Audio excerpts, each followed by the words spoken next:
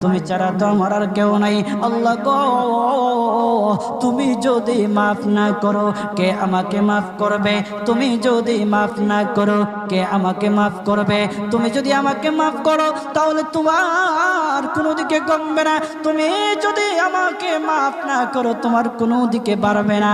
আল্লাহ গো, তুমি আমাকে মাফ করে দাও। সারাটা জীবন অন্যায় কাজ করেছি, সারাটা জীবন নাফরমানি করেছি, আমার কাছে কালেমার দাওয়াত কম আসে নাই, আমার কাছে কালেমার দাওয়াত কম আসে নাই, আমাকে লোকেরা কম বোঝায় নাই। ওগো আল্লাহ, তুমি আমাকে মাফ করে দাও।